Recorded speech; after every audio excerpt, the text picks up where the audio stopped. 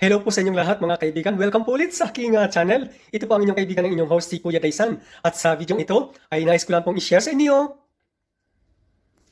Ito pong tungkol sa pagluluto ko ng Pinocchio. Ayan, Finocchi or Finocchio. Ayan po, Finocchio, lulutuin ko po yan. I-bake natin. Ayan, isa sa Italian food. Ayan, gulay pa yata, binibake lang. Tama, pinoforno. Ayan, sige po mga kapatid, samahan niyo pa ako. Ito po ay hiniwa ko na pala, ganyan ang itsura niya nung bilhin ko siya. Actually, dalawang ano po yan, dalawang nakabalot. Tapos pero hindi ko pa inubos kasi malalaki. Punong-puno doon. Sinubukan ko na doon kaya yung dala tinara ko. Bibili na lang ako ulit sa susunod ng isang confection ulit para isang lutuan na naman. Tapos hiniwa ko na siya, kanina ko pang hiniwa. Siguro mga 3 hours ago ko na hiniwa. Tapos yan ay binababad kasi ito po ay kung natatandaan po natin, ang amoy nito ay anis. Kaya di ko pa alam kung yung bunga nito, yun na ba yun yung anis? Kasi bumili ako nung mga buto nito na nasa maliit na bote, yung pang condiments pa. Yun ay amoy anis talaga. Kaya di ko alam kung ito ba yun yung anis. Ayan, paki-comment naman po sa mga nasa farm, nasa taniman ng mga gulayan, kung ito po bang Finocchi na ito ay ito po ba yung anis? Ito po. Ito po yung itsura niya. Yan. Kaya di ko alam ito po ba talaga yung anis kung sa atin. Yan. Anyway, pa-comment na lang po at sige po, samahan niyo po ako mga kapatid sa pag-prepare ko po nito. Ilalagay ko po, walang humahawak kasi ng camera, bali ito po ay ilalagay ko na dito, akin ang patutuluan para ngayon, lalagyan ko na ito ng sapin, ito, lalagyan ko na ng, di ko lang tawag, nakakalimutan ang tawag, yan, basta ganon, and then ilalagay ko dyan. Yan. Sige po mga kapatid, i-prepare ko po muna. Ayun na po, nalipat ko na po, paanuhan ko na para matuyo-tuyo na siya. And then mamaya dito ay lalagyan ko na ng sapin, lalagyan ko na ng olive oil, tapos tawag doon yung ano sa breadcrumbs, tapos asin. O kaya yung tinatawag dito yung panimpla dito na iba-ibang mga condiments na halo na. Ito mga kapatid. Ayan, lalagyan ko na po mga kapatid ng sapin.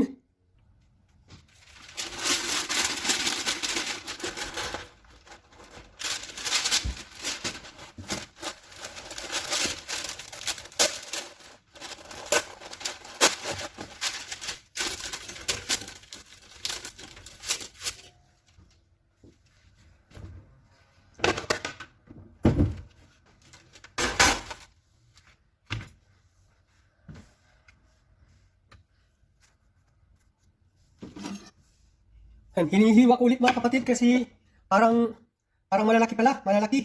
Kaya hinahati ko siya. Hinahati ko po ulit.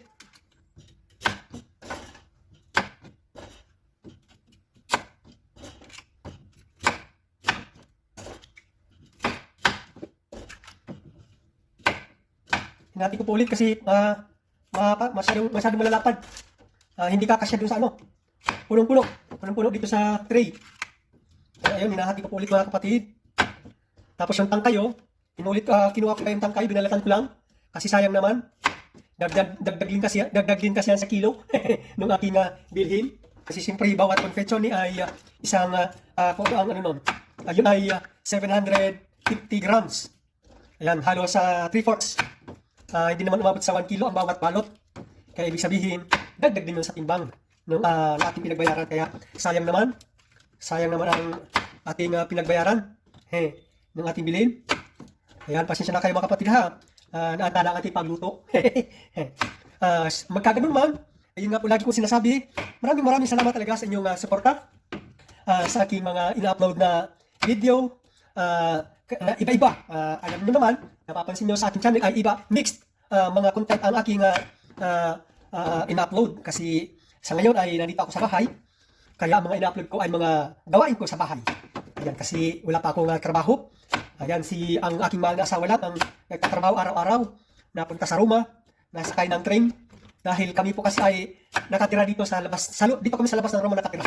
Ayan, dahil ang apartment sa Roma ay medyo mahal. Hindi lang medyo mahal, sadyang mahal. Kaya, ayun, maigi lang dito na lang kami tumira sa labas ng Roma.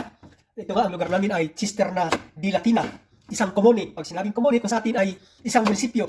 Yan, isang komune. Kumbaga, municipality of Cisterna di Latina under the province of Latina. Ayan, kami ay nandito sa Cisterna di Latina. Ayan, kumbaga, ang probinsya nitong aming tinitirahan ay Latina. Yan po. Ayan.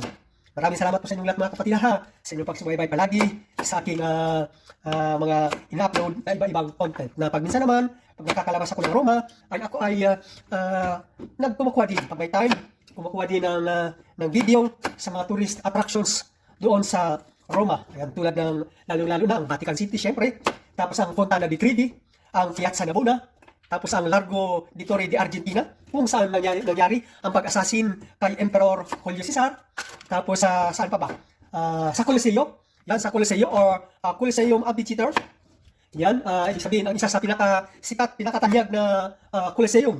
Isa sa pinakatanyag na amphitheater. Lalong-lalo na, nung nakaraang mga panahon pa. Kasi gawa pa yun ng mga sinuunang Italiano, mga Romano. Ayun po mga kapatid, natapos ko na ang aking paggaya.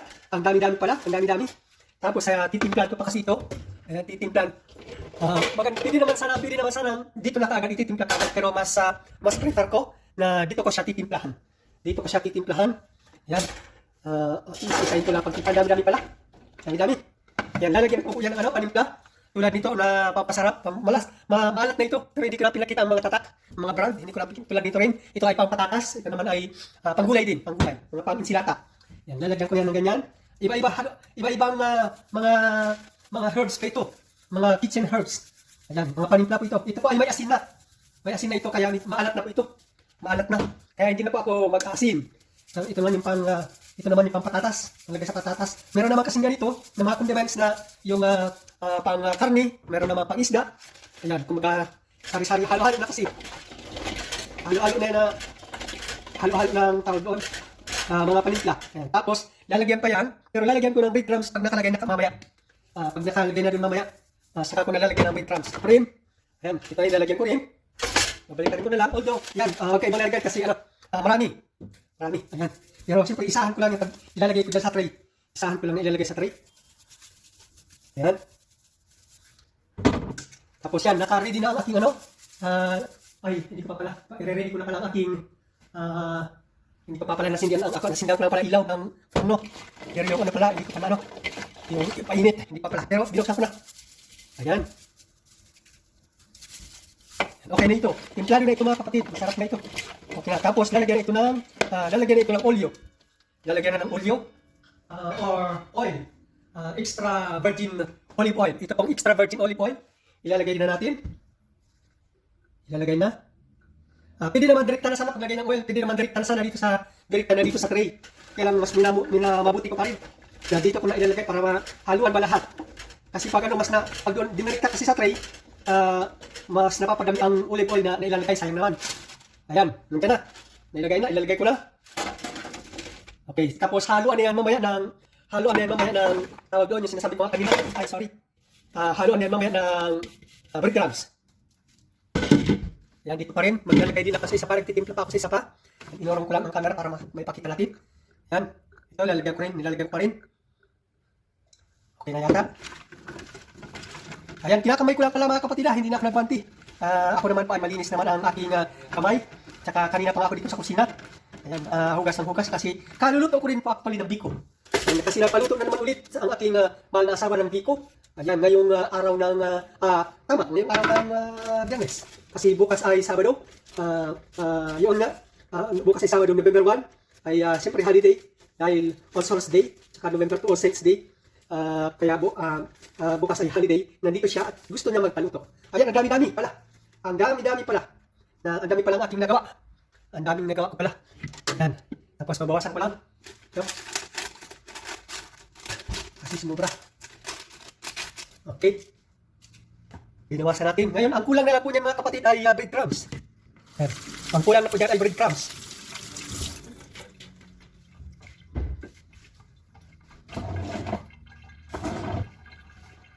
Ito na po yung breadcrumbs.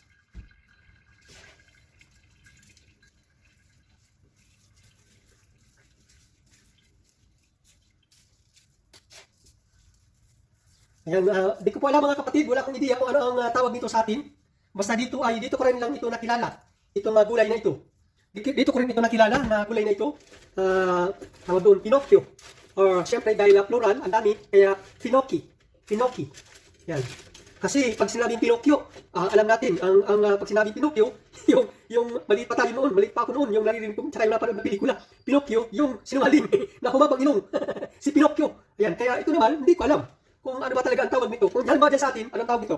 At dyan sa mga, dyan po sa mga kapwa ko OFW, kung saan man po kayo naroon, paki-comment naman po si Papa, ano pa ang tawag dito sa inyo? Diyan, sa inyong lugar. Itong pagkain na ito, itong gulay na ito. Ayan. Isa po ito sa Italian food. Ayan. Binibake lang nila or pinoforno. Ayan. Kaya siyempre, ginagaya din natin. Ginagaya din natin ito. Palagay ko okay na. Yung mga breadcrumbs, madami na rin nata. Okay na yan. Ayan, okay na. Bagay lang naman kasi itong ano. Okay na yan. Palagay ko. Okay, ngayon mga kapatid, mag-aantay na ako. Antayin ko lumamig uminit ang forno. Nakalimutan ko lang kasi kanina pala. Sinindihan ko lang ang ilaw. Pero hindi ko naman pala nasindihan yung pampainit. Kaya, medyo mag-aantay ako ulit, tuloy. Mag-aantay. Ayan po mga kapatid. Ito po yan. Ayan. Tapos, syempre, ilalagay na natin ito. Ilalagay ko ito pala. Ilalagay ko pala doon para malaman kung ano nang init na. Ayan. Mag-aantay pala ako ng sandali. Wait lang po mga kapatid ha. Ayan, i-pause ko lang po muna.